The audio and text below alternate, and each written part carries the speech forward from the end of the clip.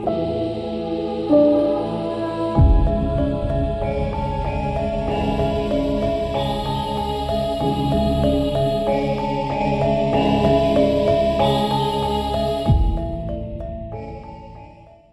Pangeran Penegoro adalah mursyid dari Thariqat Qadiriyah.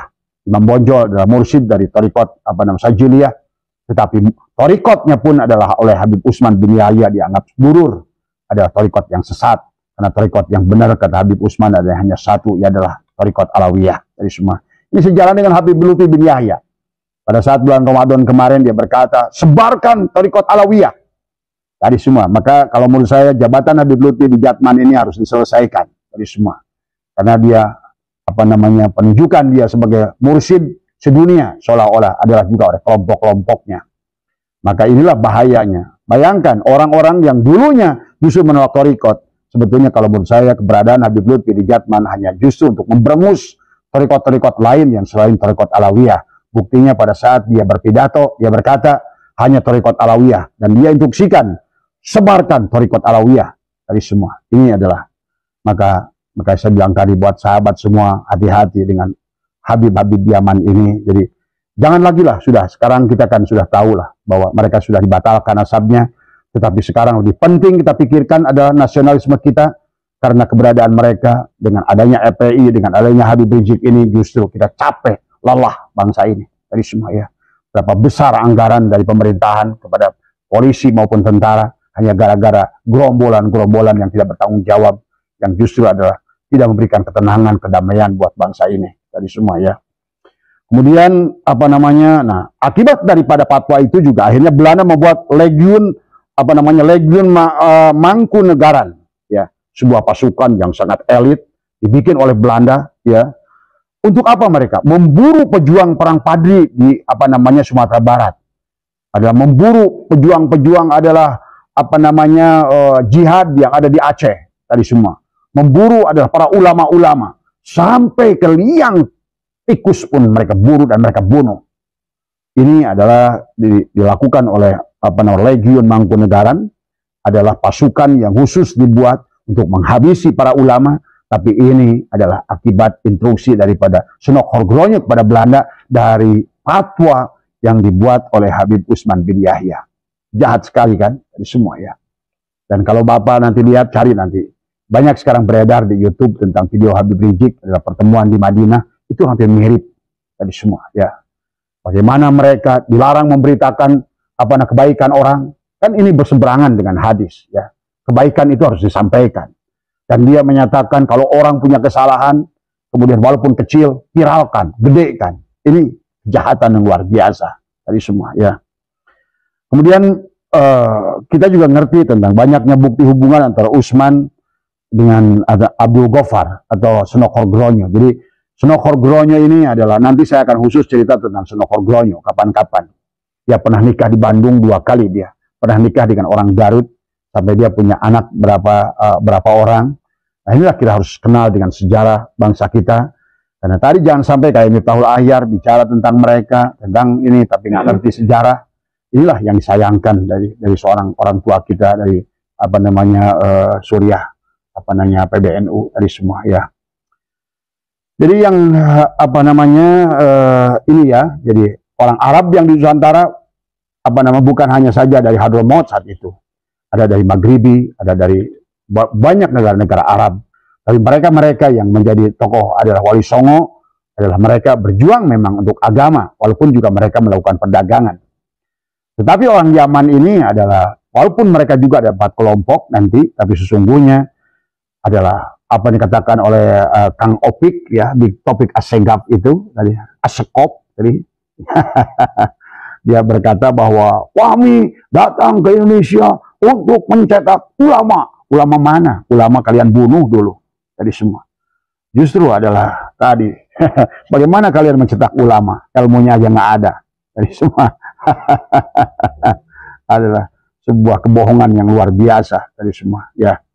Nah, kemudian dari kelompok itu mereka dibagi menjadi 2 kelompok ya. Yang pertama adalah orang-orang yang dinisbatan kepada kelompok Dzurriyyah Rasul.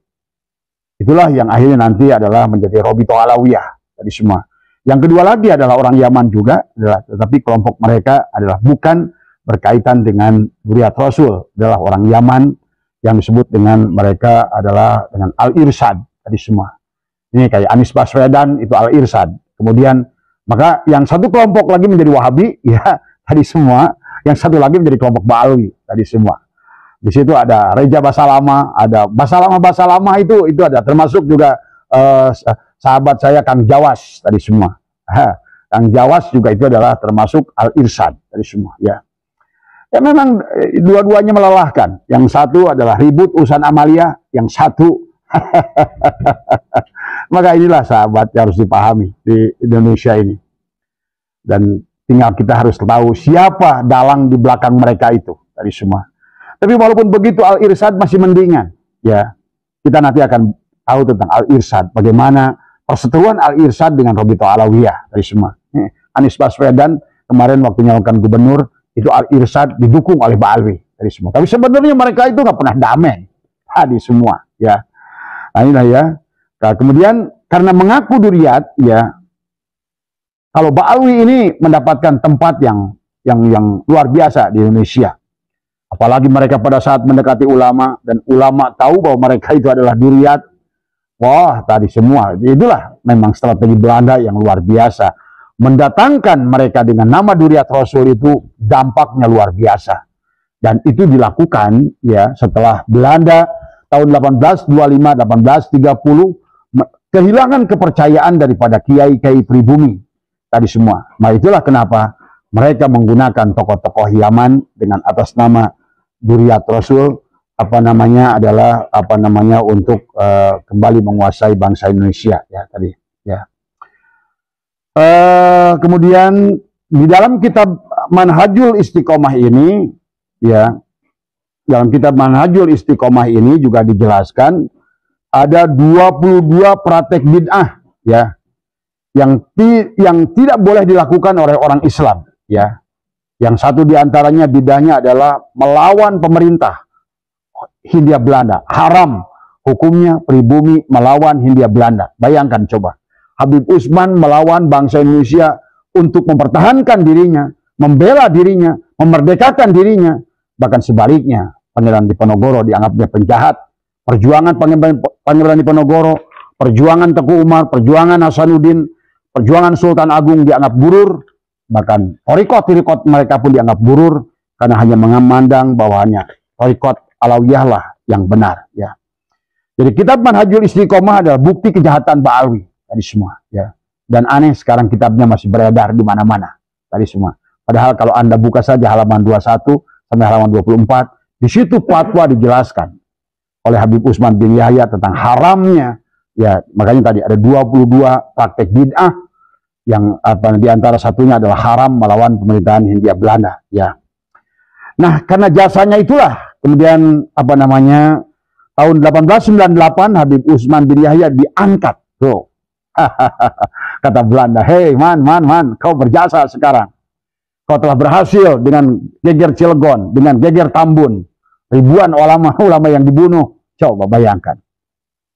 Jadi kalau seandainya Habib Usman bin Yahya itu adalah kata Habib Rizik adalah sama perannya kayak dengan Hasyim Asy'ari, masa Hasyim Asy'ari di Bui dia mendapatkan penghargaan berupa salib berkepala singa. Itulah logo di bendera Belanda dari semua ya.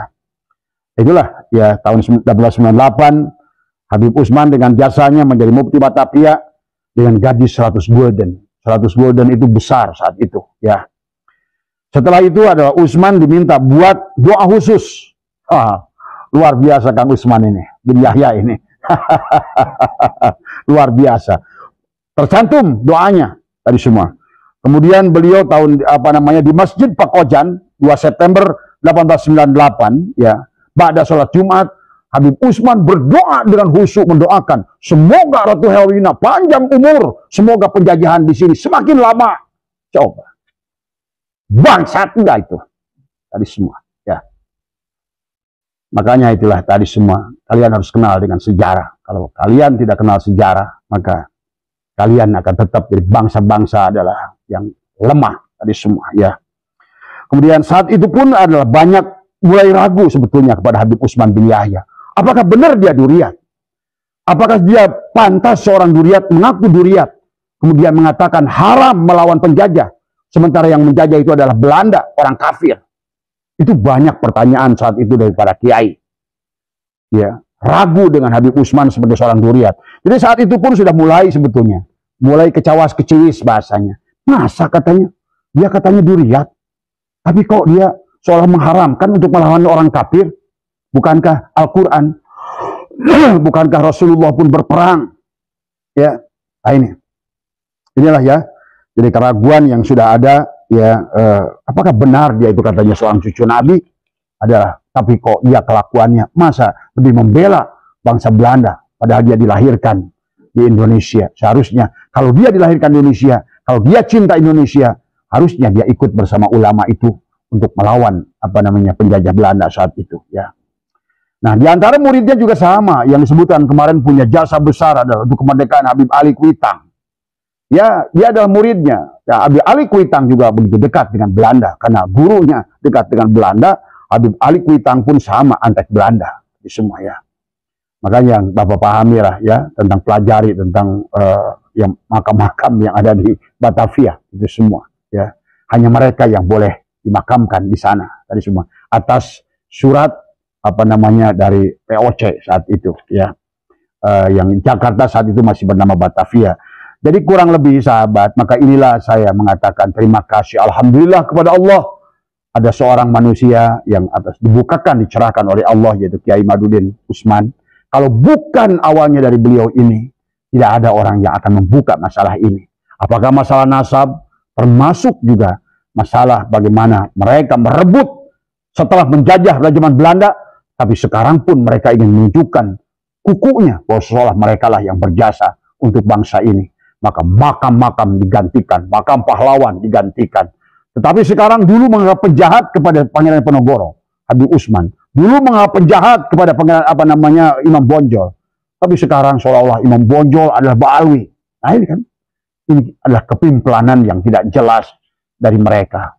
Sekarang adalah Pangeran Penogoro adalah Ba'alwi, Imam Bonjol adalah Ba'alwi, yang menulis menggambar kedua Pancasila adalah Ba'alwi, yang menulis lagu syukur dan lagu Indonesia Raya adalah Ba'alwi, dan lain sebagainya, sahabat dari semua. Coba wahai bangsaku, di bulan Agustus ini, ayo kita merdekakan dari semua. Ya, bukan berarti kita harus berperang. Ajaklah mereka untuk kembali. Kalau ingin menjadi bangsa Indonesia, ayolah menjadi bangsa Indonesia yang benar dari semua. Jadi saya mengerti sekarang kenapa baginda Nabi menyuruh pulangkan orang-orang Yaman itu. Barangkali baginda Nabi sudah melihat gurur dari semua, ya, dengan karakter dari watak mereka dari semua, ya. Dan hari ini kita menyaksikan bangsa pribumi mencium kaki Bahar bin Smith, mencium kaki Habib Lutfi bin Yahya. Coba kembali adalah kita masih menyembah-nyembah berhala, adalah mentuhankan manusia. Yang inilah yang tidak benar, yang harus diluruskan. Nah, kita sedikit membahas tentang Al-Irsyad, karena bersamaan dengan Robito Alawiyah ini adalah ada Al-Irsyad, ya. Perlawanan kepada Habib Utsman itu datang dari tokoh Al-Irsyad, yaitu adalah Syekh Ahmad Sukarti namanya. Syekh Ahmad Sukarti ini adalah aslinya orang Sudan tadi semua. Tapi dia melihat gelagat yang gak beres dengan Habib Utsman bin Yahya ini. Bayangkan, Syekh Sukarti ini orang berilmu dari semua. Dia pernah belajar di Mesir dan Mekah. Dia merasa nggak srek gitu kan tadi. Dia juga sama pendatang, tapi nggak edan kayak Habib Utsman bin Yahya gitu kan tadi semua. Maka dia melakukan perlawanan, ya, kepada Robito Alawi, kepada Habib Utsman bin Yahya saat itu, kepada Ba'alwi. Diantaranya adalah larangan Sukarti kepada kelompoknya untuk mencium kepada mereka tangan orang-orang yang mengaku Duriat Nabi. Karena Sukarti juga udah mulai ragu dengan Ba'alwi ini tadi semua.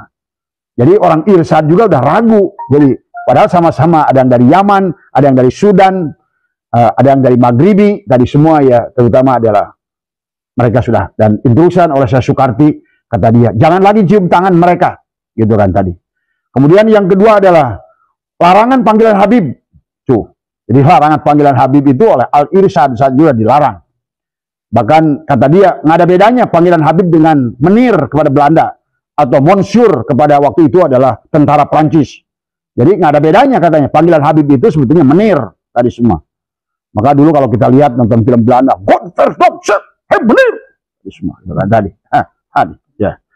Ini sebetulnya panggilan Habib itu nggak ada bilang, bener, gitu kan tadi semua. Tadi. Kemudian apa namanya yang ketiga adalah kritikan adalah Soekarti adalah tentang pelarangan menikah. Nah, inilah yang kemudian apa namanya Syekh Ahmad Soekarti ini juga tidak setuju bahwa Ba'awi saat itu membuat larangan tidak boleh Syarifah itu menikah dengan siapapun kecuali dengan Syed atau dengan Habib yang ada di golongan mereka itu, dan itu ditentang oleh Syekh Ahmad Soekarti tadi semua ya. Jadi inilah Ba'awi mulai membenci kepada Al-Irsyad saat itu. Habib Usman mulai benci kepada apa namanya kepada Syekh Ahmad Soekarti ini. Kemudian apa namanya yang akhirnya dari kebencian ini tahun apa namanya hubungan mereka semakin memanas. Tahun 1913 apa namanya Syekh Ahmad Soekarti membuat fatwa Solo ya. Mereka membuat fatwa di Solo yang dia kata membolehkan pernikahan Sayyid dan non Sayyid. Itulah. Dan saya setuju dengan beliau tadi semua. Maka sampai kemarin saya katakan, kalau seandainya saya bilang tadi, saya keluar dari umat Nabi Muhammad. Kalau Nabi Muhammad melarang, kalau iya, ini apalagi palsu tadi semua. Karena saya yakin baginda Nabi tidak akan melakukan itu. Karena tidak ada hal yang demikian dalam agama. Kufu dalam agama, kafarah dalam agama itu bukan demikian. Karena itu sudah rasis menganggap dia adalah feodal, bahwa dia adalah orang kelas 1, orang pribumi ini adalah Irlander, sama dengan pandangan orang Belanda tadi semua ya.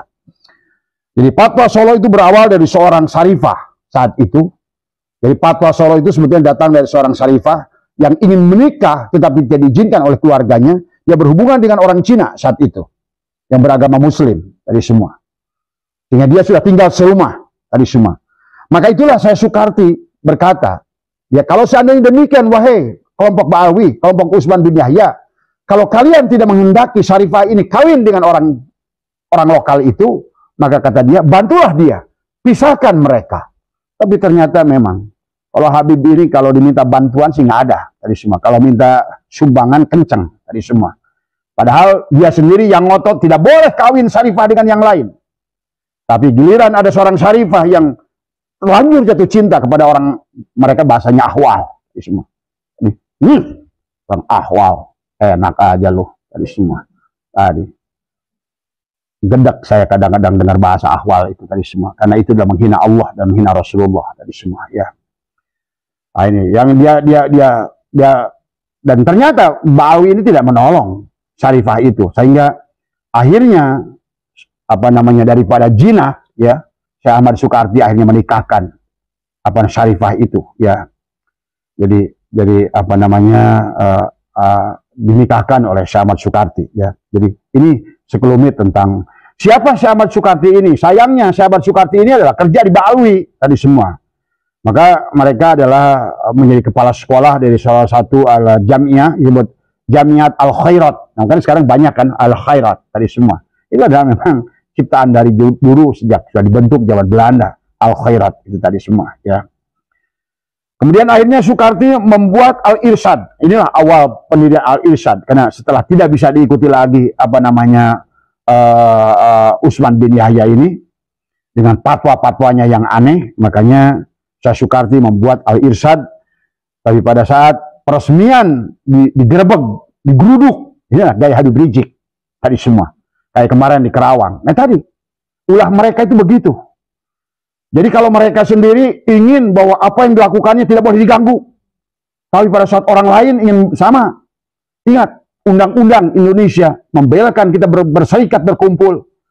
Tadi, kalian pun jutaan adalah kumpul di Monas. Tidak diganggu oleh kita. Semua ya. Nah, inilah juga sama. Kelakuan Usman bin Yahya pun saat itulah menggeruduk. Tadi apa namanya, yang Syekh Ahmad Soekarti. Yang pada saat peresmian. Sama kayak kemarin di Kerawang. Pada saat PWI ingin meresmikan, digeruduk oleh orang-orang FPI. Jadi semua, ya. Inilah kebiasaan-kebiasaan memang yang sudah terbentuk sejak zaman Belanda tadi semua. Jadi kemudian Rabithah Alawiyah 1928 adalah berdiri saat itu. Setelah berdiri, ya Awalnya adalah ormas untuk mengumpulkan Ba'alawi. Jadi yang tadinya orang-orang Arab ini datang Indonesia ini berbagai negara, ada Sudan, ada ada Maghribi, ada ini, tapi sekarang ternyata tahun 28 ya dibentuklah Rabithah Alawiyah 1928 dengan tujuannya adalah ormas adalah para Ba'alawi dari semua ya. Yang tadinya adalah mungkin semacam ormas biasa, yang kemudian itulah akhirnya menjadikan pembuat nasab. Nah, inilah yang dipertanyakan oleh nakobah internasional. Kalau seandainya Habib di Indonesia ini adalah duriat, siapa yang mengangkat mereka sebagai duriat? Karena untuk menjadi duriat yang benar, saya pernah mendapatkan penjelasan dari Sayyid Zulfikar, minimal ada 7 nakobah di dunia yang harus mengesahkan mereka, ada cap yang khusus ya dari semua. Tidak bisa oleh RA.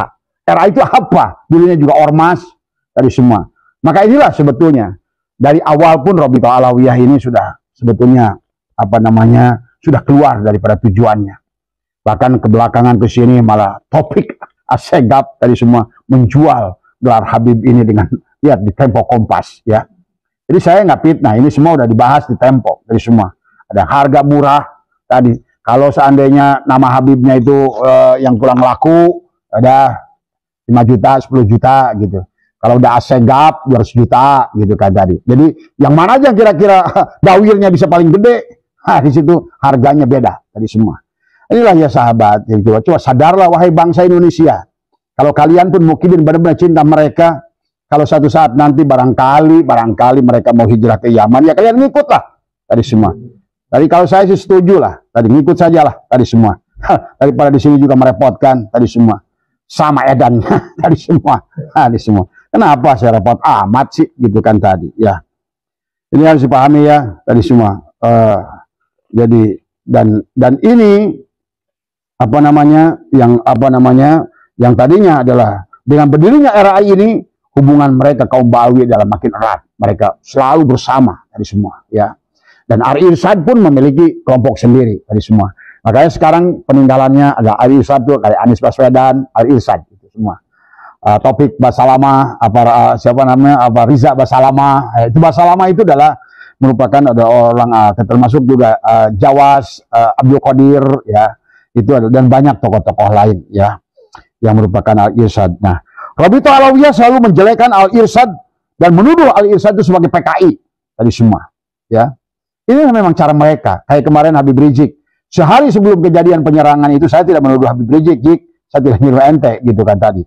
Cuma kan masalahnya setelah ente pidato, besoknya ada penggerudukan tadi semua. Sampai mobil Sohib Ana itu tadi Suriah NU Cikarang itu sampai hancur itu mobil Fortuner tadi semua. Ya tadi semua dan kemudian 2 orang Banser yang terluka tadi semua. Ini karena pidato ente mengatakan siapkan badik, siapkan golok, siapkan parang, asah dan lain sebagainya. Ini beda Jik. Ini Indonesia loh. Beda, bukan barbar kayak di negeri ente gitu kan tadi semua. Maka kalau ingin barbar pergi ke Yaman sana tadi semua atau pergi ke mana lah tadi semua ya. Ini jangan samakan Indonesia. Ini adalah negeri yang teduh. Allah sudah berikan adalah bukan lagi tempat padang pasir, bukan tadi semua. Inilah mungkin barangkali baginda Nabi juga. Barangkali Madinah dan Makkah juga padang pasir. Tapi Nabi pun sudah berkata, pulangkan orang Yaman itu ke negerinya. Nah inilah barangkali. Nah apalagi dengan Indonesia, dengan orang Indonesia dari awal pun sudah penuh dengan kelembutan. Tadi orangnya, pemaaf, pecinta, tadi semua. Termasuk begitu, saya pun sampai hari ini, demi Allah saya masih mencintai kalian. Karena di dalam prinsip kita adalah selalu bagaimana kita adalah menyayangi orang dengan sebenarnya. Dan yang ideal adalah marilah kita bersatu dari semua. Maka adakanlah pertemuan, kemudian sudah dan mulai sekarang ada lagi pengaku-pengakuan duriat. Kemudian kita sama-sama membangun bangsa ini. Kalau kalian ini yang jadi jangan merasa adalah warga kelas 1 dengan teriak, ini negeri kami pemilik kalian, kami Tuhan kalian, kampret loh. Tadi semua. Dari mana negeri ini punya kalian? Kalian jelas-jelas pendatang dan melakukan perusahaan di sini. Coba kalau ditanya, apa yang dilakukan oleh Rizik Syihab di sini? Apa yang dilakukan oleh Bahar bin Smith, oleh Taufik Assegaf di Indonesia? Kalau Nabi bertanya, khairun nas anfa'uhum linnas, apa yang kalian lakukan di sini selain bikin keributan tadi semua, ya. Dikit-dikit pedang, dikit-dikit perang. Apa? Ini negara apa kita ini? Kita ini bukan padang pasir, boy, tadi semua. Kita ini negara yang beradab tadi semua, ya. Maka pahami ya tadi semua. Kemudian juga dikatakan bahwa selalu kalian itu PKI, tapi sejarah membuktikan bahwa sesungguhnya yang PKI siapa? Tadi semua ya. Tadi ya, ini pahami ya. Jadi inilah ya Kiai saya kembali kita berterima kasih ya, semoga Allah panjangkan usianya kepada Kiai Madudin. Kalau tidak ada peran Kiai Madudin, barangkali hari ini tidak ada yang mempelajari nasab, barangkali hari ini tidak ada yang mempelajari sejarah. Maka sahabat, kepada anak-anak kita semua, suruhlah mereka belajar tentang ilmu sejarah tadi semua ya. Itulah yang dikatakan oleh Profesor Anhar Gonggong, kalau generasi muda sudah melupakan sejarah, dia tidak mengerti sejarah bangsanya sendiri, maka bangsa itu akan hilang, akan lenyap tadi semua. Oleh karena itu, maka dan inilah juga yang terjadi ya inilah pada Haul Gresik tempo hari. Seharusnya tokoh besar ya, orang tua kami Romo Kiai Miftahul Ahyar berpidato di Romo di Haul itu berkata, menuduh Kiai Imad adalah Khawarij, menuduh Kiai Imad adalah Wahabi. Dan ini dilontarkan kata-kata ini adalah oleh Rois PBNU dari semua. Sangat disayangkan. Kita dalam budaya NU itu adalah dengan budaya tawasud, tawajuh, adalah tasamuh dari semua. Bahwa NU itu selalu adalah khairul umur awsatuha dari semua. Kita adalah umatan yang di tengah-tengah dari semua. Kenapa? Romo terlalu atas, gitu kan dari semua. Dan padahal ada dua kaidah di dalam kita.